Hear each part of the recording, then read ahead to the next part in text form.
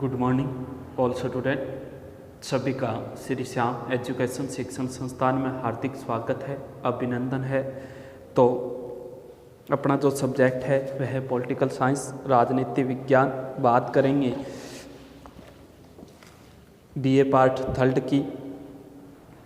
तो BA part third में कौन कौन सी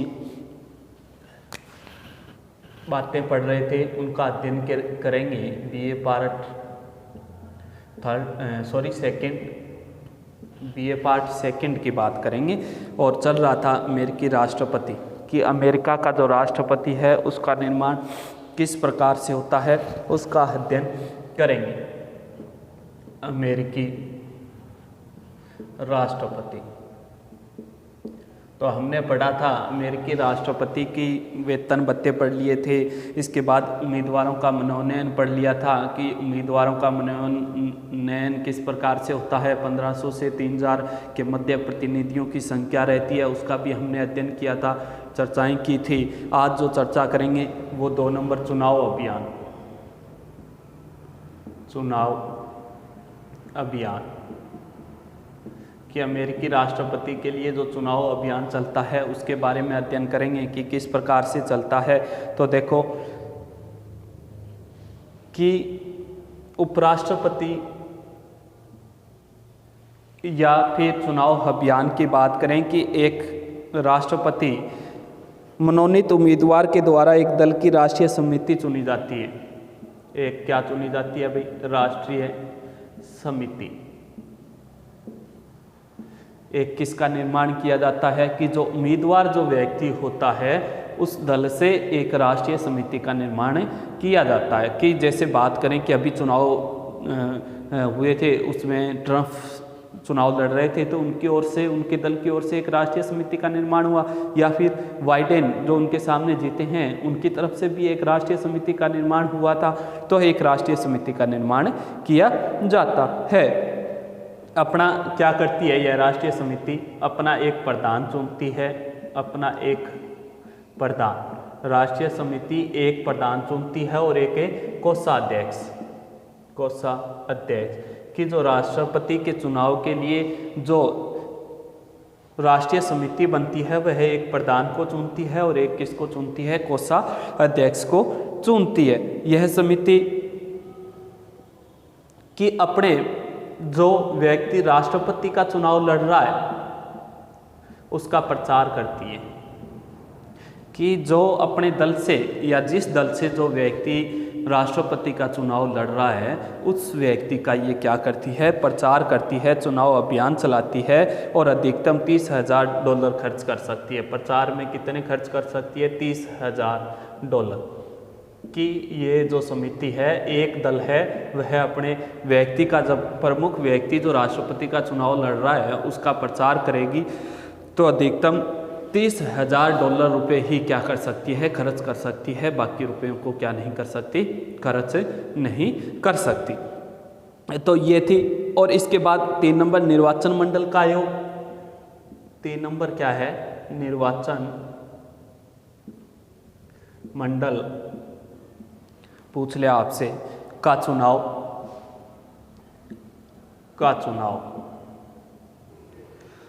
अब निर्वाचन मंडल का चुनाव है तो इसमें कितने व्यक्ति होंगे?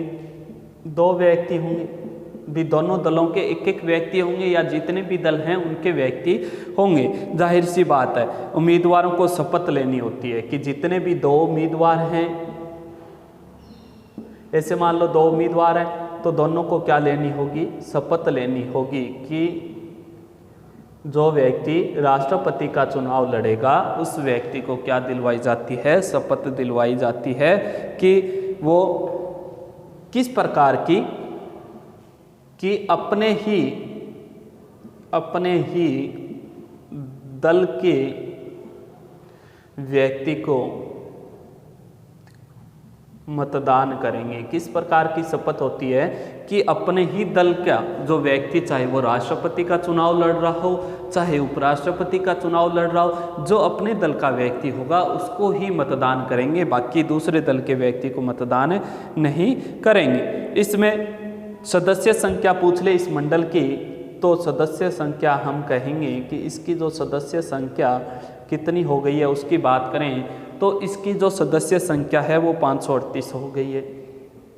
कि निर्वाचन मंडल की जो सदस्य संख्या है वो कितनी हो गई है भाई, 538 हो गई है। पूछ ले कि निर्वाचन मंडल का चुनाव लीप वर्ष की चुनाव है निर्वाचन मंडल का वह लीप वर्ष की इनकी सदस्य संख्या है वो 538 है और इनका चुनाव है लीप वर्ष या चुनाव वर्ष के नवंबर महीने के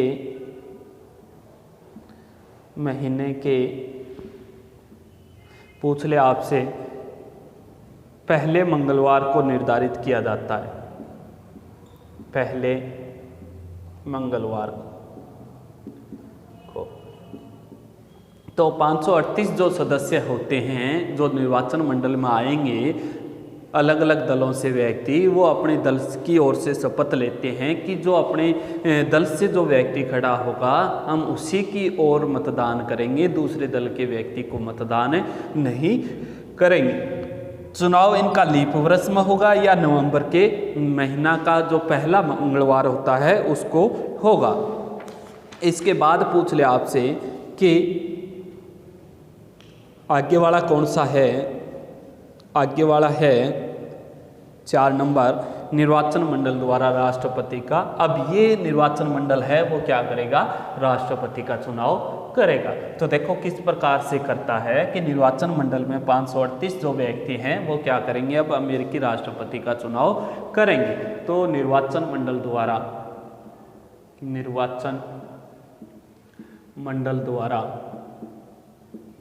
राष्ट्रपति का चुनाव जो निर्वाचन मंडल है वह राष्ट्रपति का चुनाव किस प्रकार से करेगा उसकी बात करेंगे। कि देखो यह क्या मानी है, एक औपचारिकता मानी है कि मात्र क्या है, औपचारिकता है कि निर्वाचन मंडल जो राष्ट्रपति का चुनाव करता है वह एक नाम मात्र की औपचारिकता है, क्योंकि इसके से पहले ही जो दल शपथ लेते हैं उनमें तय हो जाता है कि राष्ट्रपति कौन बनने वाला है। और इसमें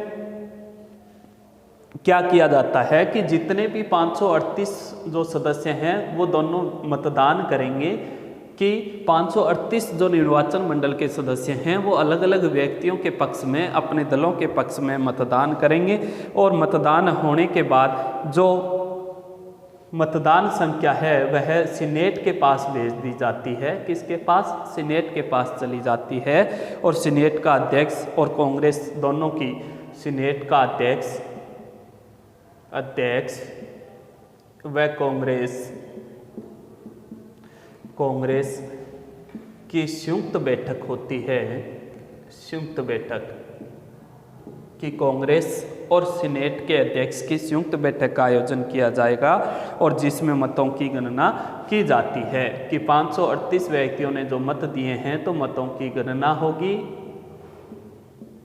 कि 538 व्यक्तियों के मतों की गणना की जाएगी और जीतने वाले व्यक्ति को, जिसको ज़्यादा मत मिले हैं, ज़्यादा मत वाले व्यक्ति को विजय घोषित कर दिया जाएगा, को विजय घोषित। तो कैसे होता है कि ये सिर्फ नाम मात्र की औपचारिकता होती है। क्यों? क्योंकि जो निर्वाचक मंडल के 538 सदस्य होते हैं वो पहले ही तय कर चुके होते हैं, शपथ दिलवाई जाती है उनको। तो इसमें बाद में इनकी अध्यक्ष होगी, जितने भी 538 मतदान हैं वो किसके पास जाएंगे, सीनेट के पास। और बाद में सीनेट का अध्यक्ष और कांग्रेस की संयुक्त बैठक होगी, उस बैठक के अंदर मतों की गणना की जाएगी। गणना करने के बाद जिसको ज़्यादा मत मिले हैं वह क्या हो जाएगा, विजय हो जाएगा और वह देश का नवीन राष्ट्रपति बन जाएगा। नवीन राष्ट्रपति बनने के बाद जिसको ज़्यादा मिले हैं वही क्या हो गया भाई, विजय बन गया, घोषित हो गया। इसके बाद नवीन राष्ट्रपति का पद ग्रहण करता है। क्या करता है भाई, नवीन राष्ट्रपति का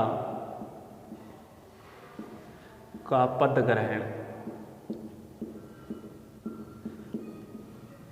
नवीन राष्ट्रपति का क्या करेगा, पद ग्रहण करेगा कि 4 वर्ष के लिए, कितने वर्ष के लिए, 4 वर्ष के लिए। कितने वर्ष के लिए अमेरिका का राष्ट्रपति बनेगा, 4 वर्ष के लिए अमेरिका का राष्ट्रपति बनेगा।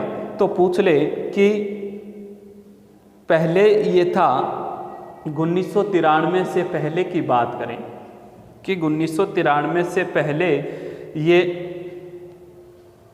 4 मार्च को राष्ट्रपति का पद ग्रहण करता था, और वर्तमान में आपसे पूछ ले, पहले तो 1993 से पहले या 93 तक 4 मार्च को वह देश का राष्ट्रपति बनता था, और वर्तमान में 20 जनवरी को बनता है कि 20 जनवरी, तो 20 जनवरी को वह अपना जो पद ग्रहण है वह कर लेता है, कार्यभार संभाल लेता है। तो 20 जनवरी को वह नवीन पद पे बैठ जाएगा, नवीन व्यक्ति या वही पुनः निर्वाचित व्यक्ति है तो पुनः अपना कार्यभार, या नवीन व्यक्ति अपना कार्यभार 20 जनवरी से संभालता है, शपथ ग्रहण करता है। या फिर नवीन की राष्ट्रपति की मृत्यु हो जाती है, जो नवीन जो राष्ट्रपति बना है इसकी क्या हो जाएगी, मृत्यु हो जाएगी, तो उपराष्ट्रपति क्या बन जाता है, राष्ट्रपति बन जाता है। तो ये भी ध्यान में रखना कि 20 जनवरी से पहले अगर राष्ट्रपति की मृत्यु हो गई तो 20 जनवरी को राष्ट्रपति के पद के तौर पे शपथ ग्रहण कौन करेगा, उपराष्ट्रपति ग्रहण करेगा, और वह राष्ट्रपति के पद के तौर पर अपना कार्य ग्रहण या सुचारू रूप से चलाता है। अब पूछ ले कि नवीन राष्ट्रपति जो पद ग्रहण करता है, शपथ जो लेता है, वह कौन दिलवाता है, सर्वोच्च न्यायालय का मुख्य न्यायाधीश। सर्वोच्च न्यायालय का मुख्य न्यायाधीश कि सर्वोच्च न्यायालय का मुख्य न्यायाधीश ही क्या दिलवाता है, शपथ दिलवाता है। तो क्या है भाई कि मैं अपने देश की रक्षा करूंगा, निष्ठापूर्वक कार्य करूंगा, इस प्रकार से शपथ ली जाती है। मैं अपने देश के लिए जो नवीन कार्य हैं उनको लागू करूंगा। इसके बाद देखो कि राष्ट्रपति की शक्तियाँ कौन कौन सी होती है अमेरिकी राष्ट्रपति की, उनके बारे में अध्ययन करेंगे। शक्तियाँ, तो नवीन राष्ट्रपति 20 जनवरी को बन गया, तो अमेरिकी राष्ट्रपति की शक्तियाँ या कार्य, शक्तियाँ या कार्य कि अमेरिकी राष्ट्रपति की शक्तियाँ या कार्य कौन कौन सी होती है, उनके बारे में हम अध्ययन करेंगे। तो पहली है कार्यपालिका की शक्ति। पहली कौन सी है, कार्यपालिका की शक्ति। पहली जो अमेरिका के राष्ट्रपति को जो शक्ति मिली होती है वह कौन सी है, कार्यपालिका की शक्ति है। क्यों भाई कि कार्यपालिका की शक्तियाँ, कार्यपालिका की संपूर्ण शक्तियाँ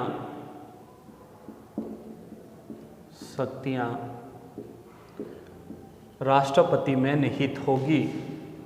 क्या होगी भाई, राष्ट्रपति में निहित होगी। कि अमेरिकी जो राष्ट्रपति होता है उस राष्ट्रपति की बात चल रही है कि उसकी जो संपूर्ण शक्तियां हैं वह किस में निहित होगी, अमेरिकी राष्ट्रपति में निहित होगी, अमेरिकी राष्ट्रपति के पास से होगी। जैसे बात करें कि कानूनों को लागू करना, कौन सी है कार्यपालिका की शक्ति, कानूनों को लागू करना,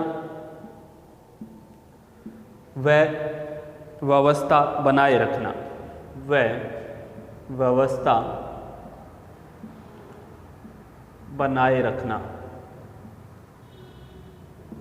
तो तो पहली शक्ति पूछ ले कि अमेरिकी राष्ट्रपति के पास पहली शक्ति कौन सी होती है, तो हम कहेंगे कि कानूनों को लागू करना और व्यवस्था को बनाए रखना जो है वह शक्ति किसके पास होती है, अमेरिकी राष्ट्रपति के पास होती है। पूछ ले किस में है भाई, कि अनुच्छेद, यह जो शक्ति है वह हमें अनुच्छेद 2 की धारा या 2 की उपधारा 3 में वर्णन मिलता है कि कानूनों को लागू करने की शक्ति अनुच्छेद 2 की उपधारा 3 में राष्ट्रपति के पास होती है। वह कानूनों को लागू करता है और व्यवस्था को बनाए रखता है। कहने का मतलब अपने विवेक के माध्यम से, अपनी जो विवेकशीलता के माध्यम से वह निर्णय ले सकता है।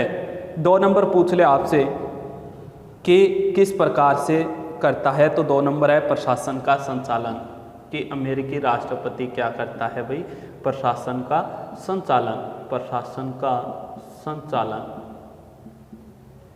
कि प्रमुख व्यक्ति कौन हो जाता है, अमेरिकी राष्ट्रपति हो जाता है। तो 2 नंबर जो शक्ति मिली है वह है प्रशासन का संचालन, कि सर्वोच्च निर्देशक होता है। राष्ट्रपति क्या होता है भाई, आपसे पूछ ले, सर्वोच्च निर्देशक,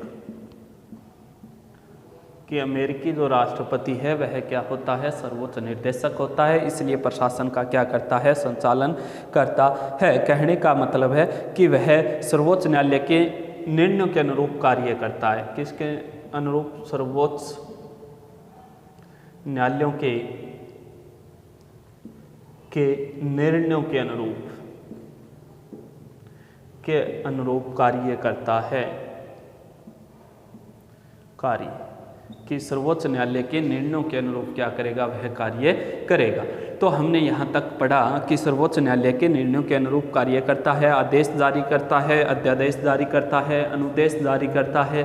तो प्रशासन को चलाने की जो शक्ति है, उसका संचालन, पूरी की जो बागडोर है वो अमेरिकी राष्ट्रपति के हाथों में होती है। हमने यहाँ तक पढ़ा। बाकी जो बातें हैं, शक्तियां हैं, वो हम नेक्स्ट वीडियो में पढ़ेंगे। अमेरिकी राष्ट्रपति की शक्तियां कौन कौन सी है, या अमेरिका राष्ट्रपति को कौन कौन सी शक्तियां मिली हैं।